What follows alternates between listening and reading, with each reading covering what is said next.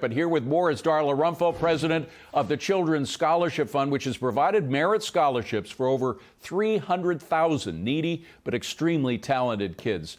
Darla, great to see you. You're still doing great work. Thanks for being here. This focus on equity over excellence, it's killing us. It's killing the parents. It's killing the kids and their pursuit of excellence, and it's killing our country, because if we don't pursue excellence, we're pursuing, and just everybody being the same, that's a pursuit of mediocrity, right? Correct. And it's interesting to see that I think some politicians like Governor Youngkin are responding to this.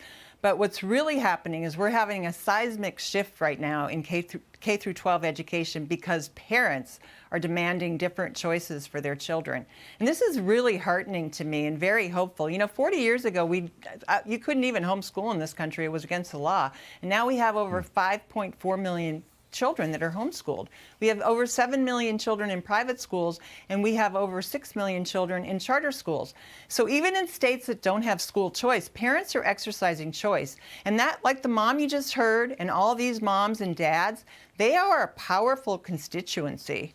And I think, we know that the legal impediments to school choice have largely gone by the wayside. Of course, there's still the political impediments, teachers' unions and the politicians who are beholden to them.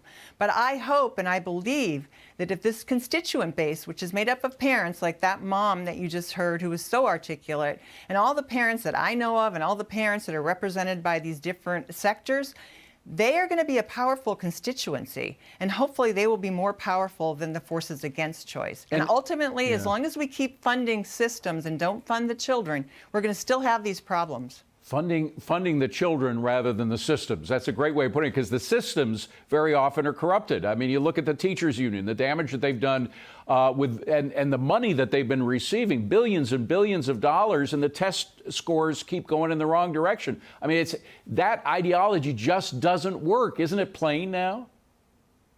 Well, we spend $800 billion, maybe close to $1 trillion a year on education, and we're struggling for basic literacy. I mean, that question alone should stop people in their tracks and say we have to do things differently. And I am so thankful that parents, they're awake, they're not woke. They know something's not right.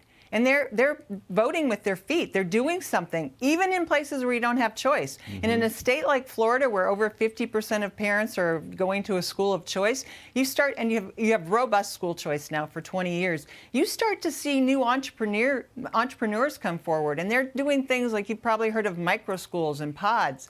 And I really think that we're going to see an unbundling of education. So I heard one academic say recently that in 20 years, a lot of the public schools will be senior citizen centers, because parents you won't send kids to some big building for their education that's run by the government. People are going to come up with all kinds of innovative ways to do this. Let's only hope. But in the meantime, you still have these folks who are beholden to the unions, beholden to this ideology that doesn't work. The governor of Nevada just survived a re-election bid, and she's now attacking charter schools. She's trying to throw charter schools under the school bus.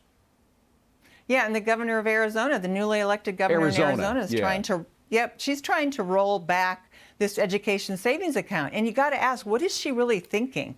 Because it's wildly popular with the families. Yeah. It went from 10,000 kids to 45,000 kids overnight. Right. 67% of voters, 77% of parents are for it. You got to say, why are you against this? And hopefully, again, this is going to be a place where you say you've got 45,000 people, children, and then you've got all the parents around them. That's a powerful constituency. And at some point, don't you have to listen to the voters and the people that you actually represent? At some point they do. And we mentioned Governor Youngkin. I just want to play a clip of him speaking on Fox News earlier about what he's doing to change things. Roll tape. I'm sending legislation to our General Assembly today to make it mandatory that schools notify parents and students of awards, recognitions, and scholarship opportunities as soon as they know. So, Darla, is that voice the loudest voice in the room now, the one that's being heard the most?